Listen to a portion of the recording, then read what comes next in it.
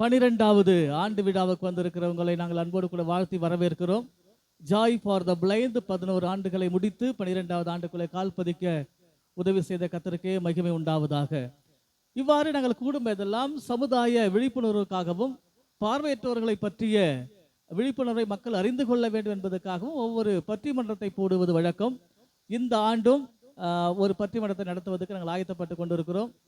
என்னுடைய நண்பர், நெருங்கிய தோழர், புதுச்சேரியை சேர்ந்தவர், MA B.Ed ஜோசப் உடைய கருத்திலே நாங்கள் கொடுக்கிறோம். இந்த பட்டிமன்றத்தை அவர்கள் நமக்கு நடத்தி கொடுப்பார்கள். கிறிஸ்து இயேசுவுக்குள் பிரியமான அன்பான பார்வையற்ற ஆண்டவரால் வேர்பிரித்து எடுக்கப்பட்ட விசுவாசிகளாகிய உங்களுக்கும் ஜாய் ஃபார் த பிளைண்ட் நிறுவனத்தின் 12ஆம் ஆண்டு பிறந்த நாளை கொண்டாடுகிற நம் நிறுவனத்திற்கும் எங்களுடைய தாழ்மையான நண்பகல் வணக்கங்களை தெரிவித்துக் கொள்ளுகிறோம். இயேசு கிறிஸ்துவின் ஈடு இணையற்ற நாமத்தில் இந்த 12ஆம் ஆண்டை அடியெடுத்து வைத்திருக்கிற 12 வயது குழந்தைக்கு எங்கள் பட்டிமன்ற குழுவின் சார்பாக மனமார்ந்த ஜெபங்களையும் வாழ்த்துக்களையும் ஏறெடுக்கிறேன். பார்வையற்ற மாற்றுத்திறனாளிகளின் வாழ்வில் தன்னம்பிக்கையை வளர்ப்பது அல்லது பெரும் உதவிகரமாய் இருப்பது பெற்றோர்களா மற்றவர்களா என்கிற தலைப்பிலே பட்டிமன்றத்தை பேசி ஒரு தீர்வுக்கு வர நாம் தீர்மானித்தபடி இந்த பட்டிமன்றத்தில் பேசுகிறவர்கள் ஒவ்வொருவரும் தனித்தனி அடையாளத்துடன் தனித்துவத்துடன் இயங்கக்கூடிய விசேஷித்தவர்கள் என்பதை நான் பெருமையோடு சொல்லிக் கொடுக்கிறேன். காய் கனியாவது போல் அரும்பு மலராவது போல் தங்கள் வாழ்க்கை வரலாறாய் மாற வேண்டும். அதற்கு பார்வையற்றவர்கள் ஒன்றும் சளைத்தவர்கள் அல்ல. அவர்களை இந்த சமுதாயம் அனுதாப பொருளாக பார்க்கக்கூடாது என்ற நோக்கத்தில் இவர்களை பற்றிய விழிப்புணர்வை சமூக ஊடகமான ஜாய் ஃபார் த பிளைண்ட் வலைதளத்தில் இதை ஒளிபரப்புவதில் நாங்கள் பெருமகிழ்ச்சி அடைகிறோம். இப்பொழுது குழுவினரை அறிமுகப்படுத்தி விடுகிறேன். பெற்றோர்களால் தான் பெரிதும் தன்னம்பிக்கையும் உதவியையும் பெறுகிறார்கள் என்று பேசுகிற அணிக்கு தலைவராக மதிப்பிற்குரிய ஊழியக்காரர் அண்ணன் ஐசக் சஞ்சீவி ராயன் அவர்கள் தலைவராக இருக்கிறார். அவரை நான் அறிமுகம் செய்வதில் மகிழ்ச்சி அடைகிறேன். கரங்களை தட்டி அவரை வரவேற்போம். அவரோடு மற்றவர்கள் என்ற தலைப்பிலே தங்களுடைய வாதங்களை எடுத்து வைக்க அணி தலைவராக சகோதரர் காலேப் அவர்கள் என்னுடைய நெருங்கிய நண்பர். அவரும் ஒரு மிஷனரியாக புதுச்சேரியிலே பணியாற்றி வருகிறார். அவரை அறிமுகம் செய்வதில் நாங்கள் பெருமகிழ்ச்சி அடைகிறோம். கரங்களை தட்டி. பெற்றோர்கள் என்ற அணியில தங்களுடைய வாதங்களை இன்னும் வலுவாக வைப்பதற்கு 2 நபர்கள் இருக்கிறார்கள். ஒருவர் ஜோசப் என்கிற நம்முடைய சகோதரர். அவர் அச்சகத்திலே கவர்மெண்ட் பிரஸ்ல வேலை செய்கிற ஒரு நல்ல தேவ வசனங்களின்படி அதை விளக்கமாக தேடி தேடி அறிந்து கொள்ளுகிற தேடுதல் வேட்கை கொண்ட ஒரு தேவ மனிதர். அவரை அறிமுகம் செய்வதில் நாங்கள் பெருமகிழ்ச்சி அடைகிறோம். கரங்களை தட்டி. அவரோடு வாதங்களை எடுத்து வைக்க திருமதி ஸ்டெல்லா செல்வநாயகி அவர்களையும் அறிமுகம் செய்வதில் நாங்கள் பெருமகிழ்ச்சி அடைகிறோம்.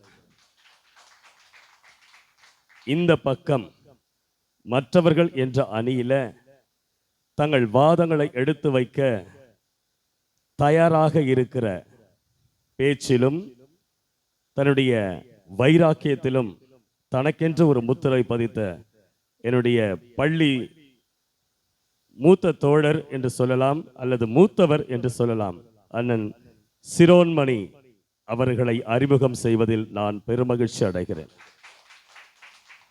அவரோடு ரவி சாமுவேல். இவரும் பார்ப்பதற்கு எளிமையானாலும் இவர் அசாத்தியமான கருத்துக்களை அள்ளி தெளிக்கக்கூடிய ஒரு நல்ல பேச்சாற்றல் உள்ளவர். அவரை அறிமுகம் செய்வதில் நான் பெருமகிழ்ச்சி அடைகிறேன். தாய் மொழி, தாய் மண், தாய் நாடு என்றெல்லாம் தாய்மையை முன்னிலைப்படுத்துகிற நம் இந்திய தேசத்தின் கலாச்சாரம் ஒருபுறம் இருக்க, பார்வையற்ற மாற்றுத்திறனாளிகளை ஒரு தாய் எப்படி வளர்க்கிறார், மற்றவர்கள் எப்படி நம்மை பார்க்கிறார்கள் என்பதை இரு தராசுகளில் வைத்து எடை போட இவர்கள் தங்கள் வாதங்களை எடுத்து வைக்க வருகிறார்கள். 3 விஷயம் போனா நமக்கு திரும்ப கிடைக்காது. 1, நமக்கு கிடைக்கிற இந்த நேரம். 2, நாம் பேசிய வார்த்தைகள். 3, நாம் தவறவிட்ட வாய்ப்புகள். இதுல நேரம், காலம் கண் போன்றது, காலம் பொன் போன்றது, கடமை கண் போன்றது என்பார்கள். அது தவறு. காலம் உயிர் போன்றது, அது போனால் திரும்பவும் வராது. நம் வாழ்க்கையில தான் மட்டும் முன்னேறினால் அவன் சுயநலவாதி, தன்னை சுற்றி இருக்கிறவர்களை முன்னேற்றினால் அவன் சாதனையாளன்.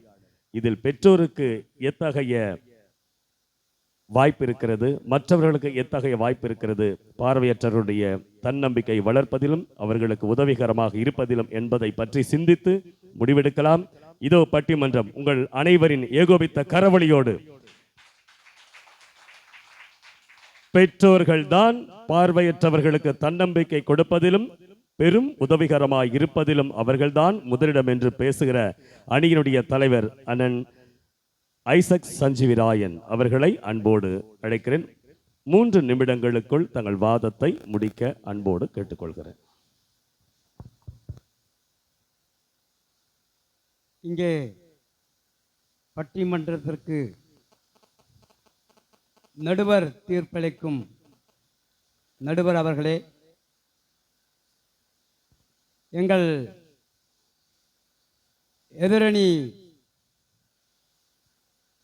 தலைவரும் மற்ற எதிரணி வாதங்களை வாதிடும் நண்பர்களே, என்னோடு கூட என்னுடைய அணியில் இருக்கின்ற நண்பர்களே, எங்களுடைய பேச்சை கேட்க ஆவலோடு காத்திருக்கும் அனைத்து உள்ளங்களுக்கும் மதியான வணக்கத்தை தெரிவித்துக் கொள்கிறேன். இந்த நாளிலே பார்வையற்ற மாற்றுத்திறனாளி வாழ்வில் தன்னம்பிக்கை வளர்ப்பது பெற்றோரா மற்றவர்களா என்ற தலைப்பின் கீழாக பெற்றோர் என்ற அணியிலே அடியேன் பேச உங்கள் முன் நிற்கின்றேன். பார்வையற்ற மாற்றுத்திறனாளி எப்படியாவது வாழ வேண்டும், சமுதாயத்தில் உயர வேண்டும் என்பதுதான் நமக்கெல்லாம் உங்களுக்கெல்லாம் நம்பிக்கையை கொடுக்கிறவர்கள் நம்முடைய பெற்றோர்கள். அதாவது இன்றைக்கு பெற்றவர்கள், என்னுடைய வீட்டில் 2 பேர் நாங்கள் பார்வையற்ற பிள்ளைகளாக பிறந்தோம். எங்களை வளர்ப்பாங்க, பள்ளியில் படிக்க வைத்தாங்க, பெரியவர்கள் ஆக்கினாங்க. இன்றைக்கு திருமண அளவிலே எங்களை கொண்டு வந்து நிறுத்திருக்கிறாங்க என்றா அது மிகையாகாது. அது அவங்க கடமை ஐயா. இல்லை, அதாவது ஒரு குடும்பத்தில் பார்வை இல்லை அப்படின்னா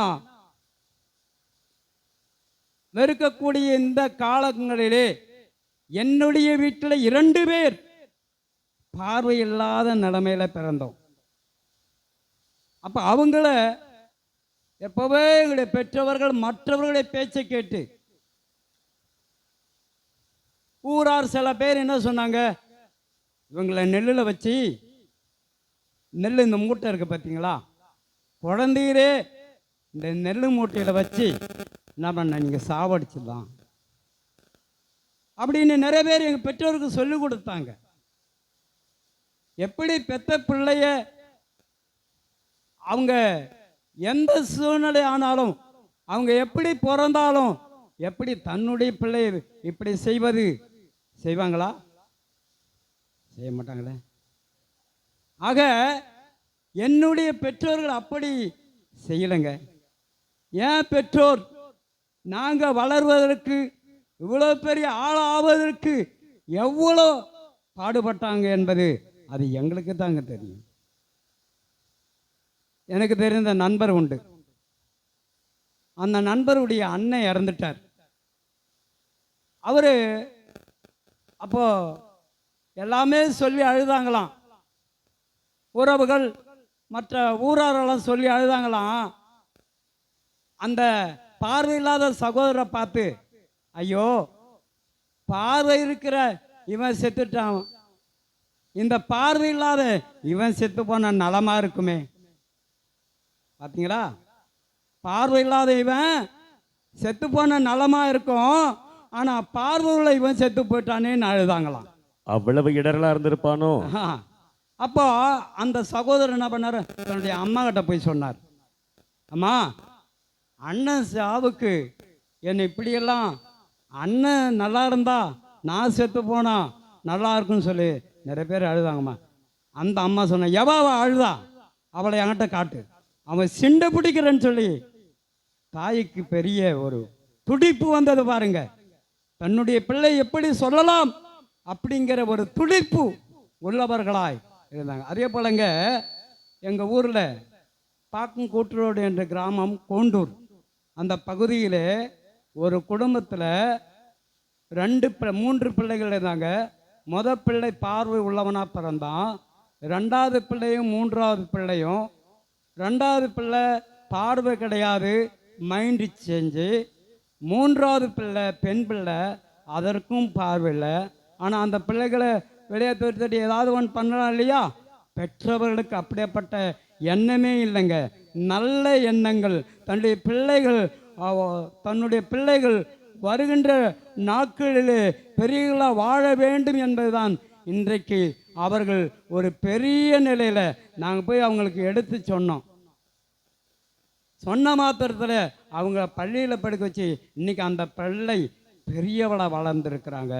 ஆக அந்த பெற்றோர் பாருங்க, அந்த பெற்றோருக்கு எப்படிப்பட்ட ஒரு நல்ல எண்ணங்கள் இருந்தனதான் அந்த பிள்ளையை வளர்த்தாங்க. தன்னம்பிக்கை, எப்படியாவது வாழ்க்கையிலே நம்மளால் உயர முடியும், தன் பெற்றோர்கள் இருக்கிறாங்க, அவங்களால எனக்கு எல்லா உதவிகளும் கிடைக்கும்ங்கிற நம்பிக்கையோடு அவள் இருந்ததனால்தான் இன்றைக்கு ஒரு பெரிய ஒரு ஆளாக உயர்த்தப்பட்டிருக்கிறார் என்பதிலே ஐயமில்லை பிரியமானவர்கள். ஆகவே பெற்றோர்தான் பார்வையற்றவருடைய வாழ்க்கைக்கு தன்னம்பிக்கை கொடுக்கிறவர்கள் என்பது ஐயமில்லை என்று சொல்லி என்னுடைய உரையை முடிக்கிறேன். நன்றி, வணக்கம்.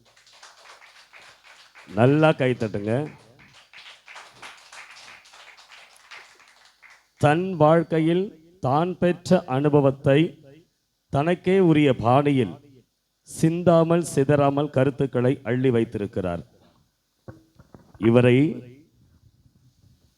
நாம் வாழ்த்துகிறோம். இப்பொழுது மற்றவர்கள்தான்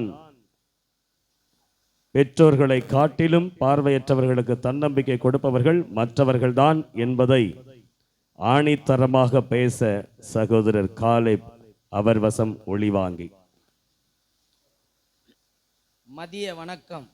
இங்கே அமர்ந்திருக்கும் ஒவ்வொரு மாற்றுத்திறனாளி சகோதரர்களுக்கு என்னவென்றால், தன்னம்பிக்கை தருவது மற்றவர்களே என்று பேசக்கூடிய ஒரு வாய்ப்பை தந்திருக்கிறார்கள். மாற்றுத்திறனாளிகளுடைய தன்னம்பிக்கை இப்போ இந்த நிமிஷம் முதல் கூட தனியாக வருவதை விட மற்றவர்களுடைய துணையில் வருவதுதான் 90%. பெற்றோராப்பா கூட வராங்க. பெற்றோர் ஒரு சில நேரங்கள் வரலாம், ஆனால் மற்ற நேரங்களிலெல்லாம் மற்றவர் தான் உதவி செய்வார். நீ கடன் கேட்டா ஓடிடுவாங்கப்பா மற்றவங்க. அதனால இதற்கு எடுத்துக்காட்டாய் என்னை நான் உங்கள் முன் வைக்கிறேன். நான் 4 மூலை செவுத்துக்குள்ள இருந்த ஒரு பிள்ளையா இருந்தபோது என்ன செய்வது, எப்படி வாழ்வது என்று நமக்கு இனி ஒரு வாழ்க்கை இல்லை என்று இருந்தேன். ஆனால் சித்தப்பா, பெரியப்பா, அம்மா எல்லாம் நாங்கள் இருக்கிறோம், நாங்கள் பார்த்துக்கிறோம், நாங்கள் இருக்கிறோம், நாங்கள் பார்த்துக்கிறோம் சொன்னாங்க. செய்யலையே. கடைசியில் எங்களை கொண்டு வந்தது என்ன, இந்த அளவுக்கு நிறுத்தினது மற்றவர்களே. ஐசக்கையா பல்பு இதே வாங்கிட்டார். பாண்டிச்சேரியில அந்த எல்லப்பிள்ளை சாவடியில ஒரு பிரத்தியார் தான், அவங்க என்னை கொண்டு வந்து ஒரு சேர் பின்னும் ஒரு தொழிலை கற்றுக் கொடுத்து அந்த இடத்துல என்ன ஒரு குடும்பஸ்தனா இன்னைக்கு உயர்த்தி நான் திருமணம் பண்ணி இன்றைக்கு ஒரு உங்க முன்னாடி நிற்கிறேன்னா மற்றவர்கள் செய்த ஒரு உதவினால தான். அதே போல தான் இன்றைக்கு மாற்றுத்திறனாளி வெளியில புறப்பட்டு போனாலும் வந்தாலும் மற்றவர் துணை இல்லாமல் நீங்கள் எங்கேயும் ஒரு அடி கூட நகர முடியாது. வேணா இருக்கலாம், வருஷத்துல 6 மாசத்துல ஒரு தடவை இதை ஒரு பூ பூக்கிறது போல பெற்றோர் கூட வருவாங்க. என் புள்ள எப்படி நல்ல நிலைக்கு வந்த பிற்பாடு சொல்லிக்குவாங்க. ஆனா நல்ல நிலையில இருக்கும்போது சொல்ற ஒரு பெற்றோர்கள் நல்லா இல்லாத நிலையில அவங்க சொல்ல மாட்டாங்க, அவங்க ஆளே இருக்க மாட்டாங்க. ஆனா இன்னைக்கு என்னுடைய வாழ்க்கையில 95% கூட சொல்லலாம் எங்க அம்மா கிடையாது. இன்னைக்கு என்னுடைய வாழ்க்கையில இன்னைக்கு எல்லாமே எனக்கு மற்றவர்கள் கொண்டு எனக்கு உதவி செய்ததுனால தான் இந்த அளவுக்கு தொழிலானாலும் இந்த ஆண்டவராக இயேசு கிறிஸ்து அறிந்து கொள்வதற்கு கூட என்னோட கூட பிறவாத ஒரு சகோதரன் தேவ சகாயின்னு ஒருத்தர் என்னை கொண்டு வந்து இந்த ஒரு ரட்சிப்புக்கான ஒரு வழியை நடத்தினார். அப்போ மற்றவர் தான். அதே போல எந்த காரியத்திலும் இதுவரைக்கும் எனக்கு மற்றவர்களே தான். இது உண்மை. இப்போ நீங்க கூட இங்க வந்திருக்கிறது நான் தனியா வந்திருக்கேன்னு ஒரு தடவை சொல்லலாம். ஆனா அதையே நீங்க மற்ற தரம் எந்த காரியத்திலும் நீங்க சொல்லவே முடியாது. அவரே அவங்க மனைவி தானே கூட்டு வந்திருக்காரு. அதனால மாற்றுத்திறனாளிகளுடைய தன்னம்பிக்கை மற்றவர்களே என்று ஆணித்தனமாக உங்கள் முன் வைக்கிறேன். நன்றி, வணக்கம். கைத்தட்டுங்க. ஜப்பான் நாட்டு பழமொழி ஒன்று உண்டு, பசின்னு வந்தா அவனுக்கு சாப்பாடு கொடுக்காத, அவனுக்கு சோறு கொடுத்துட்டா சோம்பேறி ஆயிட்டு சிந்திக்க மாட்டான், அவனுக்கு உழைக்க கற்றுக்கொடு, மீன் பிடிக்க கற்றுக்கொடு, தூண்டில் போட கற்றுக்கொடு. அவன் உழைத்து சாப்பிடும் போதுதான் அந்த வியர்வையினுடைய வாசம் அந்த சாப்பாட்டில் தெரியும் போதுதான் அவன் உண்மையிலேயே உழைப்பான், அவன் சோம்பேறி ஆக மாட்டான்னு அந்த பழமொழி சொல்லும். இருளை பழிப்பதை விட ஒளியை ஏற்றுவதுதான் ஒரு வாழ்க்கையில ஒரு பெற்றோராயும் மற்றவர்களும் நாம் செய்ய வேண்டியது என்பதை எதிர்பார்க்கிறார்கள் சமுதாயத்தில். அது சில நேரங்களில் நடக்குது, நடக்கல. இப்போ இந்த வாதத்திற்கு எதிர்வாதமாக சகோதரர் ஜோசப் அவர்கள் பெற்றோர்தான் என் வாழ்வில் நான் பெற்ற இன்பம் என்று அவர் பேசுகிறார். அவர் வசம் இந்த ஒளி வாங்கி. கர்த்தருடைய பரிசுத்த நாமத்துக்கு ஸ்தோத்திரம். தோன்றுக புகழோடு தோன்றுக அக்திலா தோன்றலின் தோன்றாமை நன்று. ஒரு பார்வற்ற மகனையோ மகளையோ பெற்ற தாய் எப்படியாயும் இந்த சமுதாயத்தில் நல்ல நிலைமையில சிறந்த நிலைமையில உயர்ந்த ஒரு அந்தஸ்தானத்தை வருவதற்கு தன்னம்பிக்கை ஊட்டுவது பெற்றவர்கள் தான் என்பதற்கு சான்றாக ஒரு ஆண் குழந்தையோ பெண் குழந்தை பிறக்கும் போது அந்த குழந்தை 8 மாதம் ஆகின்ற போது 8 அடி வைக்கும். அந்த குழந்தை தான் பூமியில் காலூண்டி நடப்பதற்கு தாயானவள் தன் தாய்ப்பாலில் வீரத்தை கொடுத்து மகனே நீ நடந்து வா என்று ஒரு கல் தடிக்கு விழுவான். மகனே எழுந்துரு, என் பிள்ளையே, செல்ல பிள்ளையே எழுந்துரு என்று தன்னம்பிக்கை கொடுத்து தட்டி கொடுத்து தூக்கி முத்தம் எடுத்து அழகு பார்க்கிறவர் தாய். பெற்றவர்கள் தான் அந்த தாய் அந்த பிள்ளைக்கு அழகு தன்னம்பிக்கை ஊட்டுகிறார்கள். ஒரு குழந்தை அது மாத்திரமல்ல, அன்பிலார் எல்லாம் தமக்குரிய அன்புடையார் என்று ஒரு இருக்கின்ற ஒரு குரல் போல அந்த குழந்தைய அன்பா அணைத்து பிள்ளையே உன்னால எல்லாம் முடியும், உன்னால் முடியாது ஒன்றும் இல்லை. இளையராஜா கூட சொல்ற, உன்னால் முடியும் தம்பி. அது பார்வையற்ற குழந்தையா இருந்தாலும் சரி, யாரா இருந்தாலும் சரி, உன்னால் முடியும் அப்படின்னு சொல்லி உற்சாகப்படுத்தி ஊக்கப்படுத்தி தன் மகனை சான்றோர் ஆக்கிற தைரியத்தை கொடுக்கிற தாயானவளே அந்த பிள்ளைக்கு நல்ல உதவிகரமாகவும் பெரிய உதவிகரமாகவும் சமுதாயத்தில் ஒரு நல்ல அந்தஸ்துக்கு வருவதற்கும் தாய் தகப்பன்தான் அந்த பிள்ளைக்கு தன்னம்பிக்கை ஊட்டுகிறார்கள். பாலூட்டு அன்னை, நடமாடு தெய்வம், அறிவூட்டும் தந்தை, நல் வழிகாட்டும் தெய்வம் என்று கவியரசர் கண்ணதாசன் பாடினார். அதனால பெற்ற பார்வையற்ற பிள்ளையா இருந்தாலும் சரி, மாற்றுறது யாரா இருந்தாலும் சரி, அது கை கால் விளங்காத பிள்ளைங்க, அந்த பிள்ளை என் பிள்ளை, என் வயிற்றில் பிறந்த பிள்ளை, அதனால எல்லாம் முடியும் சொல்லி அந்த சின்ன வயதிலே நல்ல வார்த்தைகளை சொல்லி ஊக்கப்படுத்தி அந்த பிள்ளைகளை இன்னைக்கு எவ்வளவு சமுதாயத்தை பாருங்க. அப்படியானா இன்னைக்கு அனாதை இல்லங்கள்லாம் வந்தது எப்படி சார்? அனாதை இல்லங்கள் வருவதற்கு சில சில குறைச்சல் இருக்குது. அதாவது அனாதை இல்லங்கள் வருவதற்கு காரணம் என்னன்னா, பேசக்கூடாது, நீங்க பேச. மாதாவை ஒரு நாளும் மறக்க வேண்டாம், ஓதாமல் ஒரு நாள் இருக்க வேண்டாம் என்று ஆத்திச்சூடி பழமொழி இருக்குதா? அந்த ஆத்திச்சூடி எழுதவர் ஆமா, அந்த தன்னம்பிக்கையை கொடுத்த அந்த தாயானவள் ஓதாமல் ஒரு நாள் இருக்க வேண்டாம், உழைக்காமல் இருக்க வேண்டாம், மகனே உன்னால் எல்லாம் முடியும், கண்ணிலிருந்து கவலைப்படாத, காலிலிருந்து கவலைப்படாத, கையிலிருந்து கவலைப்படாத, உனக்குள்ள எல்லா நம்பிக்கை கடவுள் வச்சிருக்காரு. கடவுள் நம்பிக்கை ஊட்டுறாங்க தாய். பெற்றோர் சரி, என் பிள்ளை தானே, என் பிள்ளையால் எல்லாம் முடியும், என் பிள்ளைக்கு அந்த பிள்ளைக்கு தெய்வ நம்பிக்கை தரேன். நான் ஒரு பார்வை பிறக்கும்போது பார்வை உள்ளவனா நல்லா பிறந்தேன். இடையில ரீசெண்டாக பார்வை போயிடுச்சு. எங்கள் அப்பா அம்மா கொஞ்ச நாள் சோர்ந்து போனாங்க. அவங்களுக்கு ஒரு தண்ணி நம்ம பிள்ளைய சோர்ந்து போகக்கூடாது சொல்லிட்டு நல்ல எங்கள் அப்பா அம்மா படிச்சதுனால என்ன நல்ல பார்வை ஸ்கூல் கொண்டு போய் சேர்த்து. நீங்க வாங்கின வரோம் உங்க அப்பா மத்திய அரசாங்க ஊழியர், அதனால அது அவருடைய கடமையை செய்திருக்கிறார் என்று தானே சொல்ல வேண்டும். அதான் கடவுள் கொடுத்தாங்க, நம்பிக்கை கொடுத்தாங்க. அப்படி சரி நம்ம பிள்ளை நம்ம வளர்த்துக்குவோம் அப்படின்னு விட்டு இல்லையே, இன்னும் கொண்டு ஒரு பார்வை சேர்த்து அந்த பிரெயில் எழுத்த தொட்டு படிக்க வச்சு இன்னும் ஆங்கிலத்திலும் சரி தமிழும் சரி சரளமாக படிப்பதற்கு என் தாய் தகப்பன் பெரும் உதவிகரமாக இருந்தார்கள். உதாரணமாக சொல்ல போனா, Jesus said unto them, my meat is to do the will of him that sent me and to do finish his work. இன்னைக்கு ஆங்கிலத்தில் பிரெயில் பைபிளை படிப்பதற்கு என் தாயும் தகப்பனும் அடிக்கடி வந்து என்னை பார்த்து மார்பை தட்டி கொடுத்து, மகன் என் பையன் நல்லா படிக்கிறானா அந்த எச்எம் சிஸ்டர்கிட்ட வந்து கேட்பாங்க.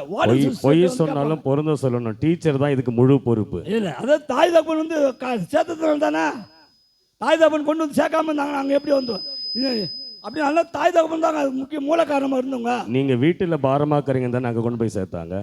சோத்து அதாவது நடுவர் அவர்களே, மகா கணம் முடிந்த நடுவர் அவர்களே, இன்றைக்கு நீங்கள் எம்ஏபிஆர் படித்ததற்கு காரணமாக இருந்தவர்கள் யார்?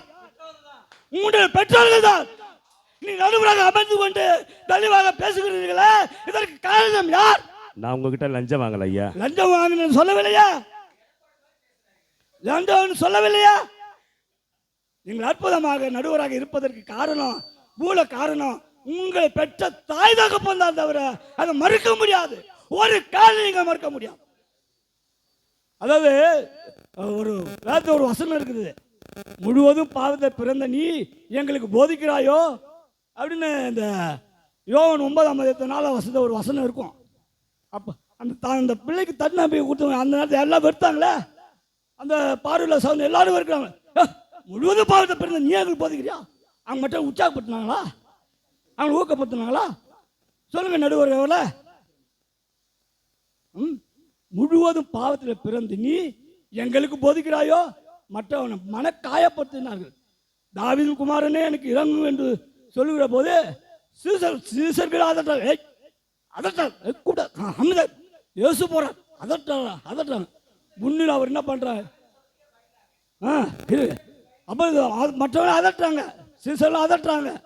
ஆனா அவன் தன்னம்பிக்கையோட உற்சாகத்தோட தாவீதின் குமாரனே நிற்கணும்னு சொல்லி தான் தாய் கொடுத்த தன்னம்பிக்கையினால இயேசுகிட்ட விசுவாசமாக இருந்து பாறை பெற்று கொண்டான். பெற்றோர் கொடுத்த தன்னம்பிக்கை தான் பெறுறது. அதனால சொல்கிறேன், ஒரு பிள்ளை இன்னைக்கு நான் இந்த அளவுக்கு ஒரு அரசாங்க ஊழியராக இருப்பதற்கு என் பெற்றோர்கள் தான் எனக்கு தன்னம்பிக்கையாகவும் மிகவும் பெரும் உதவிகரமாக இருப்பார் என்று சொல்லி என் வாதத்தை இயேசு நான் முன் வைக்கிறேன். நன்றி, வணக்கம். போதாத குறைக்கு என்னையும் பங்கு போட்டுட்டு போயிட்டீங்க. மகிழ்ச்சி. தன்னம்பிக்கை உனக்கு இருந்தால் மனிதா நீதான் கடவுளடா. நல்லதை நீ செய்தால் உன்னை உலகம் வணங்குமடா. பிறப்பது ஒரு முறைதான் மனிதா, நினைத்ததை நடத்திடடா. இறப்பது விடுமுறைதான், நீ இங்கு அதற்குள் ஜெயித்திடடா. உன்முகம் பார்த்திடத்தானே தினமும் சூரியன் உதிக்கிறது. உன்னை சுற்றி தானே இந்த பூமி சுழல்கிறது. தன் நம்பிக்கை உனக்கு இருந்தால் மனிதா நீதான் கடவுளடா. நல்லதை நீ செய்தால் உன்னை உலகம் வணங்குமடா. தன்னம்பிக்கையை தாய்ப்பாலோடு சேர்த்து ஊட்டினார் என் பெற்றோர் என்று அவர் பேசினார். பார்ப்போம், தாய்ப்பாலுக்கு நிகரா இங்கே இவர்கள் என்ன சொல்ல போகிறார்கள். வாங்க அண்ணன் சிரோன்மணி அவர்களே. Praise the Lord. இங்கே வந்திருக்கிற எல்லா நண்பர்களுக்கும் என்னுடைய முதல் கண் வணக்கத்தை தெரிவித்துக் கொள்கிறேன். எனக்கு கொடுத்துருக்கிறது 3 நிமிஷங்கிறதுனால நான் நிறைய பேச விரும்பல. விஷயத்தை முன்னாடி வைக்க விரும்புகிறேன். பார்வையற்ற சகோதரர் முன்னாடி ஒருத்தர் பேசினார் பாருங்க, ஐசக் சஞ்சீவி ராயன். அவர் சொந்த ஊர் தமிழ்நாடுங்க, பாக்கம் அப்படிங்கிற இடத்துலேருந்து வந்தார். அவர் கொத்தாம்பாக்கம் அந்த இடத்துல அவர் சொந்த ஊர். அவருக்கு அவங்க பெற்றோர்கள் வந்து அவர் மேலே பாசம் வச்சுருந்தாங்கன்னா, இருக்கிறது கொஞ்சம் இடம் தாண்டா தம்பி, நீங்கள்லாம் கண்ணு தெரிஞ்சவங்க எங்கேயாச்சும் ஓடி போய் பொழைச்சிப்பீங்க, கண்ணு தெரியாதவன இந்த இடத்துல உட்கார வைங்கடா, கவர்மெண்ட்டில் ஒரு வீட்டை கொடுத்து கட்டி வச்சு அங்கே வாழ வைங்கடான்னு சொல்லி சொல்லாமல் பாண்டிச்சேரிக்கு துரத்து விட்டாங்க. அவர் வெக்கமான இல்லாமல் இங்கே வந்து பேசிட்டு இருக்காருங்க. அவர் அது மருமவளுக்கும் மாமியாருக்கும் உள்ள சண்டையை ஏன் இங்கே சொல்கிறீங்க பப்ளிக்கா? ரெண்டாவது, நான் ட்ரெயினில் வியாபாரம் பண்ணிட்டு இருக்கிறேங்க. எனக்கு தெரிஞ்ச 2 தம்பி தங்கச்சி, அவங்க கிருஷ்ணகிரி பக்கம் அந்த பாப்பாவுக்கு சொந்த ஊர். அந்த பாப்பாவை கொண்டு போயிட்டு ஸ்கூலில் படிக்க வச்சாங்க, ஹாஸ்டலில் தங்க வச்சு அந்த பாப்பா எம்ஏ பிஎட் முடிச்சிருக்கிறாங்க. ஆனால் கல்யாணம் பண்ணி கிட்டத்தட்ட ஒரு 7-8 வருஷம் ஆச்சுங்க. இது வரலைக்கும் பெற்றோர்கள் யாருன்னே அந்த பாப்பாவுக்கு தெரியாது. குழந்தை பிறந்துருச்சு, ஆம்பளை குழந்தை நடக்கவும் ஆரம்பிச்சிட்டான். அவங்க இது வரலைக்கும் அந்த குழந்தைய வந்து பார்க்கல, அந்த பாப்பாவை வந்து பார்க்கல, கண்டுக்கலிங்க. சிறகு முளைச்சி பறந்துருச்சுன்னு விட்டுட்டாங்களோ? சிறகொடிந்த பறவையாக தான் அவங்க உலாவிட்டு இருக்கிறாங்க. ஆனால் அந்த குழந்தைய வந்து இது வரைக்கும் அவங்க பார்க்கல, தூக்கல, விசாரிக்கலைங்க. அப்படிப்பட்ட பெற்றோர்களாக தான் அவங்க இருக்கிறாங்களே தவிர, அவர்கள் அந்த சகோதரி இன்னைக்கு வந்து எம்ஏ பிஎட் முடிச்சுட்டு தன்னுடைய சொந்த காலில் நிற்கிறாங்கன்னா அதுக்கு மற்றவர்கள் தான் காரணம். மற்றவர்கள் தான் அந்த சகோதரிக்கு ஊன்றுகோலாக இருக்கிறாங்க. இன்னைக்கும் வந்து அவருடைய ஜீவியத்தை, அந்த வாழ்க்கையை நடத்துறதுக்கு இன்னும் ஒரு பார்வையற்ற சகோதரர் தான் ஒரு உந்து துணையாக இருந்து அவரை கூட்டு போய் ஒரு பிழைப்பை ஊட்டி பிழைக்கிறதுக்கு வழிகாட்டி நடத்தி கொண்டு இருக்கிறார். தாலி கட்டின புருஷன் செஞ்சுதானே ஆகணும். நான் தாலி கட்டின புருஷனை பற்றி கேட்க சொல்லுங்க, மற்றவர்களை பற்றி பேசிட்டு இருக்கேன். எப்போ பார்த்தாலும் நீங்கள் அந்த சொந்தத்துக்குள்ளாரே போய் வெந்து நிற்கிறீங்க, பாவம். ரெண்டாவது, நடுவர் என்ன செஞ்சிட்டாரு, உங்களுக்கு தான் நான் தீர்ப்பு சொல்ல போகிறேன்னு சொல்லி நான் வலது பக்கம் உட்கார வச்சிட்டாருங்க அவர். அதுக்காக அவருக்கு முதல்ல நன்றி சொல்கிறேன். ரெண்டாவது வந்து இன்னும் ஒரு தம்பதியை எனக்கு தெரியுங்க. அந்த சகோதரியை கொண்டு போயிட்டு ஸ்கூலில் சேர்த்து படிக்க வச்சாங்க, ஒன்றுமே கண்டுக்கல. அவங்க வந்து டீச்சர் ஆனாங்க, ஒரு கவர்மெண்ட் வேலை கிடச்சிச்சு. அந்த பார்வையற்ற சகோதரிக்கு திருமணத்தை, ஒரு நல்ல பார்வத்தை, ஒரு திறமையான ஒரு சகோதரனை கல்யாணம் பண்ணி வச்சுருந்தாக்கா அவங்க முதல்ல ஒரு நல்ல வாழ்க்கைக்கு வந்திருப்பாங்க. ஆனால் அவங்க பெற்றோர்கள் என்ன செஞ்சாங்க, அந்த சகோதரி கவர்மெண்ட் எம்ப்ளாயி டீச்சர் அப்படிங்கிறதுனால அந்த சகோதரிக்கு முன்னாடி இருக்கிற 2-3 சகோதரியை கல்யாணம் பண்ணி கொடுத்துட்டு அப்புறமா இந்த சகோதரிக்கு பின்னாடி கல்யாணம் பண்ணி வச்சாங்க. இதுதான் பெற்றோர்கள் செய்கிற நிலைமை. இப்படி ஒன்று மேலே ஒன்று சொல்லி அடிக்கிட்டே போகலாம். நிறைய பேருடைய வாழ்க்கையில், அதாவது நீ உன்னால் ஒன்றும் முடியாது, என்னால் முடிஞ்ச வரைக்கும் நான் உனக்கு கஞ்சி ஊற்றுறேன், என் காலம் உள்ள வரைக்கும் உனக்கு சோறு போடுறேன், துணிமணி துவைச்சி கசைவு கொடுக்குறேன், நீ இங்கே ஏறி எங்கேயும் போமானாங்கிற சொல்கிற பெற்றோர்கள் தான் இருக்கிறாங்களே தவிர, அந்த பிள்ளையை தேடி கண்டுபிடிச்சி தன்னை பிரித்து விட்டு அந்த பள்ளிக்கூடத்தில் கொண்டு போய் சேர்த்து ஆளாக்கி அவனுக்கு ஒரு நல்ல ஒரு திருமணத்தை பண்ணி மற்ற பிள்ளைகளை போல அழகு பார்க்கணுங்கிற பெற்றோர்கள் வெகு குறைவு தான். நிறைய பேர் பார்வையற்றவர்கள் இருக்கிறாங்க, அவங்கெல்லாம் கவர்மெண்ட் எம்ப்ளாயாக இருக்கிறாங்க. அவங்க வருமானம் நம்முடைய வீட்டை விட்டு வெளியில் போகக்கூடாதுங்கிறதுக்காகவே அந்த பிள்ளைகளுக்கு திருமணத்தை அவங்க செய்து வச்சு பார்க்கறதில்ல, அவங்களுடைய உணர்வுகளை மதிக்கிறதில்ல.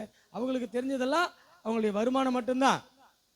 இப்படி நிறையா சொல்லிக்கிட்டே போகலாம். ஆனால் அதெல்லாம் மறந்து இவங்க இப்படிப்பட்ட பெற்றோர்களை பற்றி பேசிட்டு இருக்கிறாங்க. பெற்றோர்களை பற்றி பேசணும் தான், அந்த நன்றி உணர்வு இருக்கணும் தான். நான் உங்களை செம்மறி ஆடுன்னு நினச்சி வலது பக்கம் உட்கார வச்சேன், கடைசியில் வெள்ளாடா இருக்கீங்க. அதனால பெற்றோர்கள் வந்து மற்றவர்களுக்கு வேணா உறுதுணையாக இருப்பாங்க. எத்தனையோ குடும்பத்தை நாங்கள் பார்க்கணும்.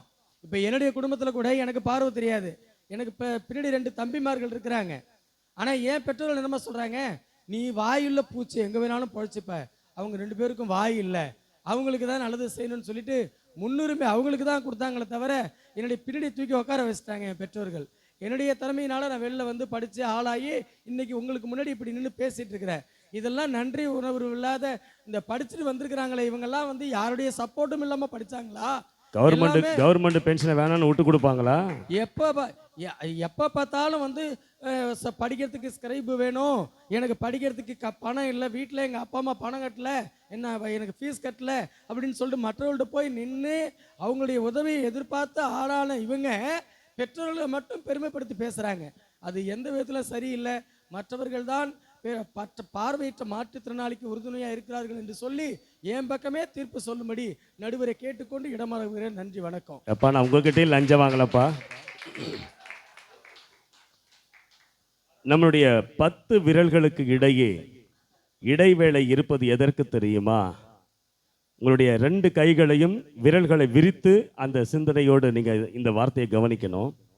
நம்முடைய 10 விரல்களும் கையில் ஒவ்வொரு விரல்களுக்கு இடையே இடைவேளை வைத்து ஏன் கடவுள் படைத்தான் என்று யோசித்து பார்க்கும்போது, உறவுகள் கைகோர்த்தால் தான் மனிதன் நலமாய் வாழ முடியும் என்பதன் அடையாளத்தை, அர்த்தத்தை அந்த 5 விரல்களுக்கு இடையே இருக்கிற இடைவேளை உணர்த்துகிறது. அப்படித்தான் உறவுகள், மற்றவர்கள், அவர்கள் இரத்த பந்தமாய் வருகிறவர்களை காட்டிலும் 3வது மனிதர்களாய் வருபவர்கள்தான். நமக்கு 2 கைகள் இருந்தாலும் 3வது கையாய் நம்பிக்கையாய் தருகிறவர்கள் அவர்கள் என்று தனக்கே உரிய பாணியில் தன் வாழ்க்கையினுடைய சுருக்கத்தை சொல்லி அண்ணன் உரையை நிறைவு செய்திருக்கிறார். அவருக்கு என்னுடைய மனமார்ந்த வாழ்த்துக்கள். இப்பொழுது பெற்றோரே அப்படின்னு கணவருக்கு கொஞ்சம் கூட சளைக்காம போய் சொல்ல வராங்க. பார்ப்போம். செல்வநாயகி வாங்க. உங்கள் எல்லோருக்கும் என் மதிய வணக்கத்தை தெரிவித்துக் கொள்கிறேன். என்னன்னா சீக்கிரமாக நான் முடிக்கிறதுனால நேராக நான் பாயிண்ட்டுக்கு போயிடுறேன். பெற்றோர்கள் தான், பெற்றோர்கள் தாயும் தகப்பனையும் கணம் பண்ணுவாயாக என்று சொல்லி வசனம் இருக்கிறது. இன்னைக்கு மற்றவர்களை நீ கணம் பண்ணு சொல்லி வசனம் இருக்குதா? நீங்க முன்னணியில பேசினீங்களே, சரியான உங்களுக்கு அந்த வசனம் தெரியவில்லை, பேச வேண்டிய முறை உங்களுக்கு தெரியவில்லை என்று என்னுடைய எதிரணியை பார்த்து நான் சொல்லுகிறேன். ஏன்னா அதாவது பெற்றவர்கள் தான் வந்து தன்னம்பிக்கை ஊட்டுகிறவர்கள். பெற்றவர்கள் இல்லை என்றால் நமக்கு ஒன்றுமே இல்லை. நான் இன்றைக்கு நிற்கிறேன் என்று சொன்னால் என்னுடைய தகப்பனார், அதை நினைக்கும் போது எனக்கு மிகவும் கஷ்டமா இருக்கிறது. என்னுடைய தகப்பனார் வந்து என்னன்னு கேட்டினா, அவர் என்னை கையை கரத்தை பிடித்து அழைத்து செல்லாத ஒரு இடம் கூட இல்லை. ஆனால் அவர் வைத்து இன்றைக்கு எனக்கு அருமையான சகோதரருக்கு தெரியும், கிறிஸ்துராஜ் சகோதரருக்கு நன்றாக தெரியும். எனக்கு முதலாவது திருமணம் ஆன பிறகுதான் என்னுடைய சகோதரருக்கு எல்லாருக்கும் திருமணமானது. என்னன்னா என்னுடைய பெற்றோர்கள் எனக்கு நிகரான ஒரு சகோதரிக்கு திருமணமான உடனே என்னுடைய பிள்ளைக்கு திருமணம் ஆகவில்லை, என்னுடைய பிள்ளை இப்படியாக இருக்குது என்று சொல்லி எத்தனை இரவெல்லாம் எங்களுடைய தாயும் தகப்பனும் உட்கார்ந்து பேசிக்கொள்வார்கள்.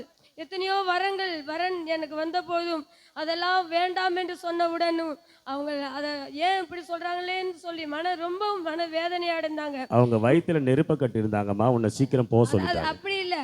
அதாவது என்னுடைய பிள்ளை சமுதாயத்தில் பார்வையற்ற சமுதாயத்தில் பிறந்து என்னுடைய பிள்ளைக்கு ஒரு ஒரு குடும்ப வாழ்க்கை அமையாதா? நான் வந்து என்னுடைய வீட்டை விட்டு அனுப்புவதற்கெல்லாம் அவங்களுக்கு அந்த அளவுக்கு விருப்பம் இல்லை. என் பொண்ணு இந்த வீட்டிலே இருக்கணும், அதே வேளையில் என்னுடைய பிள்ளைக்கு ஒரு நல்ல ஒரு வாழ்க்கை வரணும் என்று சொல்லி அவருடைய எண்ணமாக இருந்தது. ஆனால் இது வந்து எதிரணிக்காரங்க வந்து அதுக்கு ஏதோ அந்த நடுவு தீர்ப்பு அவர்களுக்கு வந்து லஞ்சம் வாங்கிட்டான்னு நினைக்கிறேன் நான். ஆனால் அதனால தான் அப்படி பேசுகிறேன். ஏன்னா அவருக்கு சரியான விதத்தில் அவருக்கு தெரியல. ஆனால் வந்து நான் வந்து இந்த அளவுக்கு நிற்கிறேன் என்று சொன்னால் நான் ஒரு முறை ஒரு சிறிய சம்பவம், நான் தனியாக சபைக்கு போக வேண்டும் என்று சொல்லி விரும்பினேன், தனியாக வெளியில் போக வேண்டும் என்று சொல்லி விரும்பினேன். ஆனால் என்னுடைய பெற்றோர்கள் எப்படியாவது தனிமையாக ஏன் நீ போகலை, போக வேண்டாம் நீங்கள் அவங்க சொன்னாங்க. நான் எல்லாரும் எங்களை வந்து ஒரு மூலையில் காலை பண்ண சொன்னாங்க. நாங்களாம் ஒரு மூலையில் முடங்கி கிடந்தோம், எங்களெல்லாம் வெளியே விடலை. காலை பண்ண சொன்னதை அப்போ ஒத்துக்கிட்டீங்களா? இல்லை, என்ன வந்து அப்படி இல்லையே, நாங்கள் ஒத்துக்கலையே. அந்த வாதத்தை நாங்கள் வந்து எடுத்து முன் வைக்கிறோம். ஆனால் என்னுடைய பெற்றோர் என்ன தெரிவு பண்ணாங்க, என் பிள்ளை வந்து தனியாக நிற்கணும் என்று சொல்லி அவங்க வந்து தனிமையாக எனக்கு காசு கொடுத்து நீ தனிமையாக போயிட்டு வாமான்னு சொல்லி ஒரு தைரியம், தன்னம்பிக்கை எனக்கு வந்து என்னுடைய பெற்றோர் தான். என்னுடைய தாயும் தகப்பனும் வந்து அதிகமாக எனக்கு பக்கபலமாக இருந்தார்கள். இன்றைக்கு நான் ஷார்ட்டாக சொல்லி முடிக்கிறேன். நான் வந்து இந்த அளவிற்கு நான் நிற்கிறேன்னு சொன்னால் என்னுடைய பெற்றவர்கள் தான். பெற்றோர்கள் இல்லாமல் என்னுடைய வாழ்க்கையில் ஒரு அடி கூட நான் எடுத்து வைத்ததே இல்லை. ஆனால் பெற்றவர்களை வந்து மிகவும் அதாவது உலக பிரகாரமாக கூட சொல்லுவாங்க, அதாவது மாதா பிதா என்று சொல்லி முதலாவது பெற்றோர்கள் தான். மாதாவும் பிதாவும் இருந்தால்தான் நம்முடைய வாழ்க்கை நம்முடைய தூக்கி வளர்த்து இவர் பார்வையற்றவள் என்று சொல்லி என்னை உள்ள ஒரு முடக்கி வைக்கவில்லை. அவர்கள் வெளியில் அவர் பரந்த விதமாக அருமையான சகோதரர் வந்து இதெல்லாம் அவருக்கு எனக்கு தெரிந்தவுடனே என்னுடைய பிள்ளைக்கு சரியான ஒரு வாழ்க்கைக்குள்ளாக என் பிள்ளை போகுது. அருமையான கிறிஸ்துராஜ் சகோதரரை பார்த்த பிறகு என்னுடைய தகப்பனாருக்கு என் மேல் உள்ள பாரம் அவர்களுக்கு கொஞ்சம் லகுவாக இருந்தது. அவருக்கு தெரியும் என்னை பிடித்து கொண்டு எப்படியாவது என்னுடைய பிள்ளைக்கு ஒரு வரன் கிடைக்காதா என்று சொல்லி இதே அவருடைய வீட்டுக்கே வந்து ஒரு வரன் எனக்கு பார்க்க வந்தாங்க. இதே உட்கார்ந்துருக்கார இவரை தான் எனக்கு மணமகளாக பார்ப்பதற்கு அவருடைய வீட்டில் தான் ஒரு சில முதலாவது நிகழ்வு அவருடைய வீட்டில் தான் நடந்தது. அன்னைக்கு தொடங்கின தலைவலி இன்னும் உடல் இல்ல அன்னைக்கு அதாவது அன்னைக்கு பிடிச்ச முன்னாடி இருந்த தலைவலி அதையோட அந்த தலைவலி போயிடுச்சு. ஏன்னா நீங்கள் வந்து அதுக்கு ஆப்போசிட்டாக பார்க்குறீங்க. ஏன்னா அவங்கள்ட்ட லஞ்சம் வாங்கியிருக்கீங்கன்னு நான் யோசிக்கிறேன். ஆனால் லஞ்சத்திற்காக பேசாதீங்க. உண்மையை நீங்களும் இதே ஜோசப் பிரதர் கூட அவர் கூட என்ன பண்ணார், அவங்களோட தாய் என்ன சொல்லுவாங்க தெரியுமா, அம்மா என்னுடைய பிள்ளையை விட்டுடாதீங்கம்மா, என்னுடைய பிள்ளைக்கு நீங்கள் போகும்போது என்கிட்ட பார்த்து உழவர்காரில் வந்து அவங்களுடைய அம்மா என்கிட்ட பார்த்து சொல்லுவாங்க. இதை மற்றவங்க வந்து ஜோசப் பிரதர் இன்னொருத்தவங்க நடுவருடைய பேசுகிறாரு, நடுவராக இருக்கிறாரு, அவர் ரொம்ப ஓக்கியமாக இருக்கிறார். ஒருவேளை எங்க அம்மாவுக்கு 30 ரூபாய்க்கு வெத்தலை பாக்கு வாங்கி கொடுத்துருப்பீங்களோ? இல்ல ஒன்ன பெற்ற தாய் என்கிட்ட வந்து என்ன சொன்னாங்க தெரியுங்களா, என் பிள்ளைய வந்து விட்டுடாதம்மா, எங்கேயாவது போகும்போது என் பிள்ளைய கூட்டிட்டு போமா.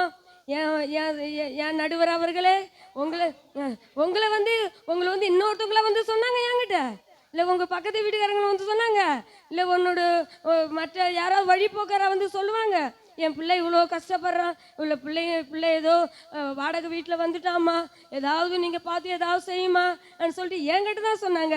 ஏன்னா இப்போ வார்த்தைக்கு வார்த்தை நீங்கள் என்ன பண்ணக்கூடாது, அதாவது நீங்கள் வந்து இந்த லஞ்சத்திற்காக அதாவது அப்படியெல்லாம் நீங்கள் பேசாதீங்க. ஆனால் உங்களுடைய அணிக்கு நான் நினைக்கிறேன் அவங்களுக்கு பேசுறதுக்கான வழி தெரியல. நாகலிங்கம் கூட என்ன பண்ணுங்க, ஷார்ட்டாக பேசி அப்படியே முடிச்சிட்டாங்க. ஏன்னா அவங்களுக்கு சரியாக தெரியலன்னு யோசிக்கிறேன். அதால் பெற்றவர்கள் தான் பிள்ளைகளுக்கு எங்களை பார்வையற்ற சமுதாயத்திற்கு பெரிதும் ஒரு நம்பிக்கைக்கு ஒரு வழியாக இருந்தாங்க என்று சொல்லி என்னுடைய வாதத்தை உங்கள் முன் வைக்கிறேன். இங்கேயே இப்படி சண்டை போடனா பைப்படியில் எவ்வளோ சண்டை போட்டிருப்ப. சந்தோஷம். உன்னுடைய அடுத்ததாக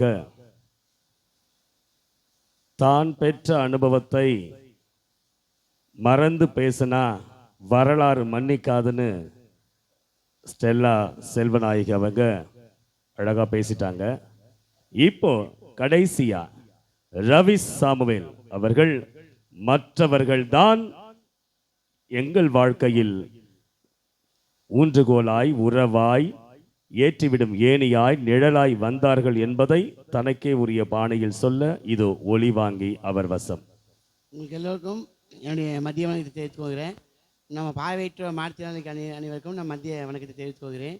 நான் பேசப்படுறது என்னென்னா, நம்ம வந்து மற்றவர்கள் தான் என்பதை நான் சொல்கிறேன். அதாவது பெற்றோர்கள் என்ன பண்ணுறாங்கன்னா, ஒரு பார்வையற்ற வந்து பிறந்தவுடனே அவன் என்ன பண்ணான்னா வேறு விதமாக பார்க்குறாங்க. அவன் வந்து இப்போ அவங்க வந்து ஒரு நல்ல கண் பார்வை உள்ளவங்க வந்து நல்ல ட்ரெஸ் போடணும், ஆனால் கண் பார்வை இல்லாதவங்க ஒரு பழைய ட்ரெஸ்ஸு ஒரு கிழிச்சு போனது ட்ரெஸ் போடணும்னு சொல்லி அவங்க நினைக்கிறாங்க. அது ஏன் அப்படி நினைக்கிறாங்க? எல்லாத்தையும் ஒரே மாதிரி நினைக்கணுமில்ல. பெற்றவங்க மற்றவங்க இல்லை, நம்ம கண் பார்வை உள்ளவங்க மட்டும் நல்லா போடணும், நம்ம அப்படி போடக்கூடாதுன்னு சொல்லி அவங்க நினைக்கிறவங்க. பார்வை இல்லாதவங்களுமே நல்ல ட்ரெஸ் போடணும்னு நினைக்கிறாங்கல்ல.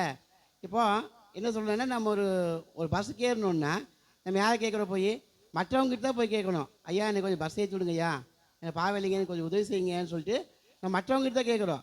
போய் அம்மா எனக்கு பஸ் ஏற்றி விடுங்கம்மா அப்படின்னு சொல்லி நம்ம அம்மாட்ட போய் கேட்குறோமா? இல்லை. இல்லை, அவங்க உதவி செய்ய நமக்கு முன் வரதில்லை. அவங்க என்னென்னா, நம்ம இப்போ ஒரு ஹாஸ்பிட்டலுக்கு போய் ஒரு அட்மிட் பண்ண என்ன சொன்னாங்கன்னா, இல்லைடா உன் ஃப்ரெண்டு கூப்பிட்டு போ, என்னால் வர முடியாது, எனக்கு வேலையில் நிறைய வேலை இருக்குது அப்படின்னு சொல்லுவாங்க.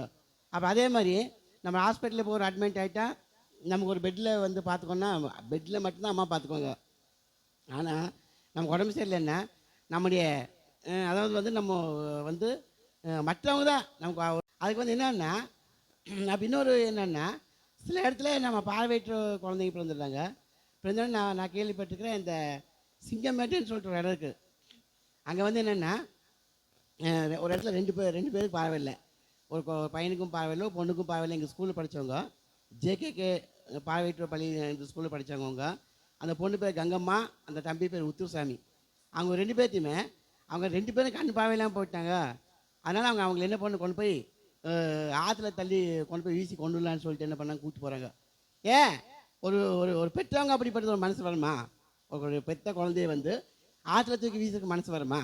அப்போ என்ன பண்ண கொண்டு போய் அந்த குழந்தைக்கு வந்து பின்னாடியில் பூரா கல் கட்டி விட்டாங்களாம்மா. கல் கட்டி அந்த குழந்தைய தூக்கி வீசலாம் அப்படிங்கும்போது கூட வச்சு கூடையில் போட்டுடலாம் அப்படிங்கும்போது வந்து அந்த குழந்தைய கூட வைக்கலாங்கும்போது வந்து மற்றவங்க தடுத்து அப்போ நாங்கள் போலீஸில் கேஸ் கொடுத்துருவோம்.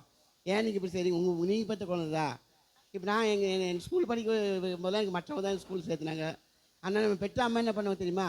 நம்ம கொண்டு போய் நல்லா சம்பாதிச்சு கொடுத்தா 100 ரூபா கொடுத்தா கொஞ்சம் சந்தோஷம், 500 கொடுத்தா டே வர வச்சிட அப்படின்னு சொல்லி 500 வாங்கிக்குவாங்க. அந்த 1000 கொடுக்கும்போது இன்னும் சந்தோஷம், இன்னும் நல்ல கவனிப்பு. வர என்னடா வேணும்? தோசை சாப்பிட, இட்லி சாப்பிடல, ஹார்லிக்ஸ் வேணுமாடா அப்படி சந்தோஷம். காசு இல்லையா? போட உனக்கு போய் கண் பார்வை இல்லாதவன் நான் பெற்ற பாரு, வேலை இல்லாமல் அவன் சொல்லி நம்மளை வந்து அப்படி திட்டுவாங்க. ஆனால் மற்றவங்க அப்படி இல்லை. நம்மளை கூப்பிட்டு வந்து என்னண்ணே வானே, என்னண்ணே நீங்கள் கண் பார்வையில் இப்படி பண்ணுறீங்க, வானே நீங்கள் ஏதோ ஒரு ஸ்கூலில் படினே, நீங்கள் சம்பாதிக்கிற பணத்தை கொஞ்சம் கொஞ்சமாக பேங்கில் போட்டு சேஃப்டி பண்ணுவீங்கண்ணே, அப்போ தான் உங்களுக்கு வந்து எதிர்காலத்துக்கு நல்லா இருக்கு அப்படி சொல்லி அவங்க சொல்கிறாங்க. அதனால் வந்து மற்றவங்க தான் இதுக்கு வந்து உதவி, மற்றவங்க வேணும்னு சொல்லி நான் தீர்ப்பு முடிக்கிறேன். கை தட்டுங்களா. இதுக்கு படைச்சிங்க நான் நினைச்சது ஒன்று, நான் நடப்பது ஒன்று, நினைச்சா கலங்குது கண்ணு, தனியா புலம்புற நின்னு, பணம் இருக்கும் மனிதனைத்தானே உலகம் மதிக்குது, நல்ல குணம் இருந்தும் பணம் இல்லை என்றால் ஏற்க மறுக்குது, கடவுளை நான் பார்க்க போறேன், கேள்வி ஒன்று கேட்க போறேன், ஏ சாமி. சகோதரர் ரவி அவர்கள் அவருடைய பெற்றோர் பணத்தை ஒரு அளவுகோலாக வைத்து புறக்கணித்தார்கள், ஆனால் மற்றவர்கள் அப்படி செய்யவில்லை என்கிற சொந்த அனுபவத்தை தனக்கே உரிய பாணியில் எடுத்து வைத்தார். இப்பொழுது தீர்ப்பு சொல்ல போகிற நேரம். கூர்ந்து கவனிக்கணும். தீர்ப்பை நான் 3 விதமான கோணங்களில் அணுகி பார்க்கிறேன். இன்றைக்கு பார்வை அற்ற நம் சகோதர சகோதரிகளை பலத்தோடு அன்பு செய்கிறார்கள் என்ற கணக்கெடுப்பை நடத்தினால் அதற்கான தீர்வு நமக்கு தெளிவாக தெரியும்.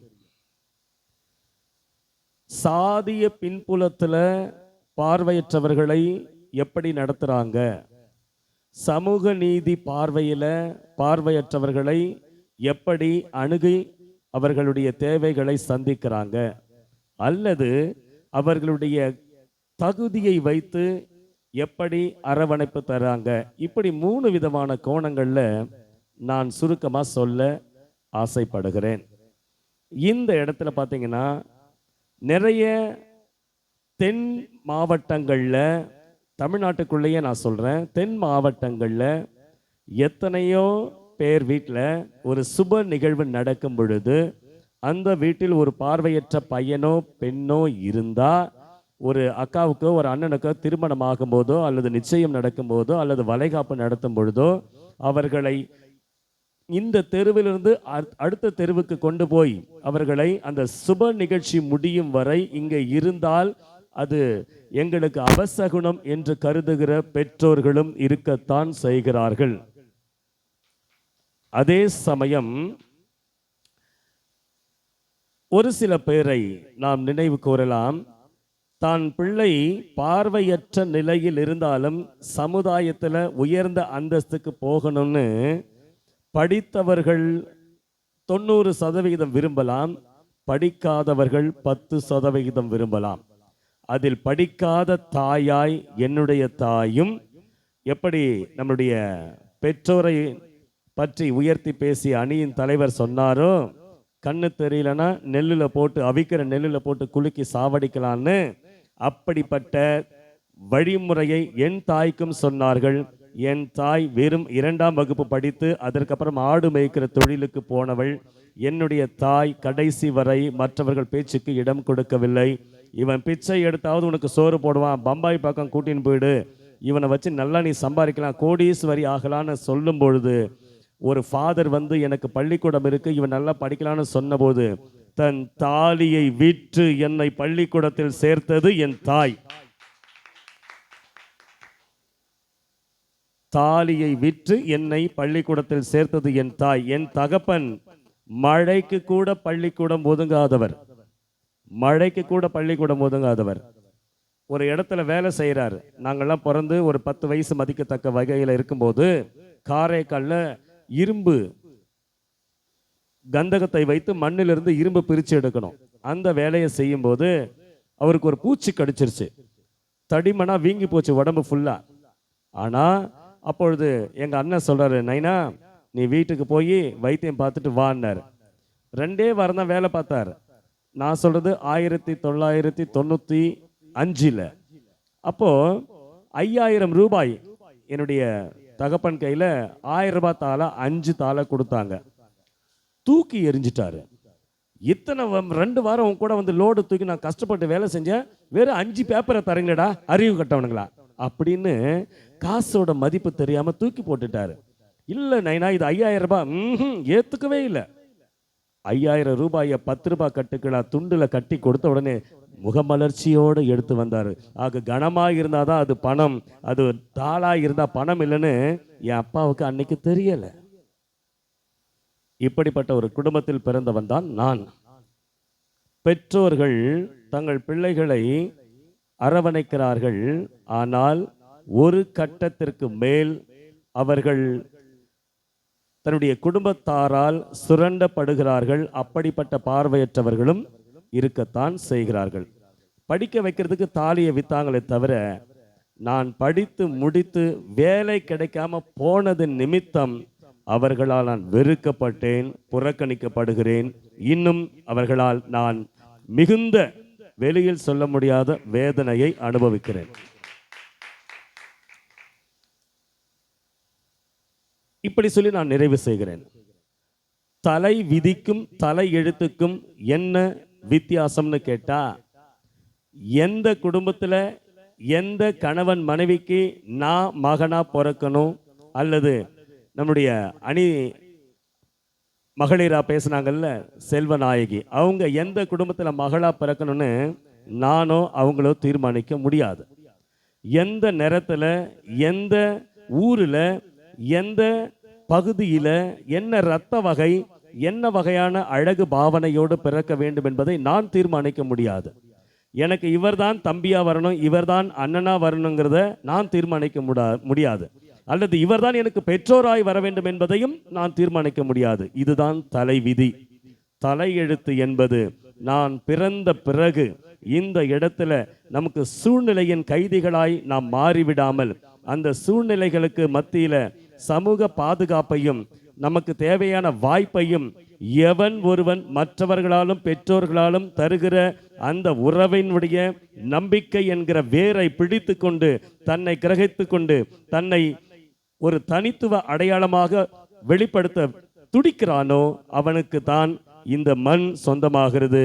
ஆக இந்த இடத்துல தலைவிதியை நம்மால் தீர்மானிக்க முடியாது, தலையெழுத்தை நம்மால் தீர்மானிக்க முடியும். அந்த வகையில் நாம் இங்கே இருக்கிறது, நம்ம வாழுறது, நம்மளுடைய எல்லா தேவைகளையும் சந்திப்பது பெற்றோர்கள் ஒரு குறிப்பிட்ட காலம் வரைதான். ஆனால் மற்றவர்களும் நீங்கள் சொல்வது போல அவ்வளவு எளிதாக நமக்கு முழுமையாக வந்து சேர்ந்து எல்லாவற்றையிலும் வெற்றியோடு அவர்கள் நம்மை தொடருவதற்கு உதவ மாட்டார்கள்.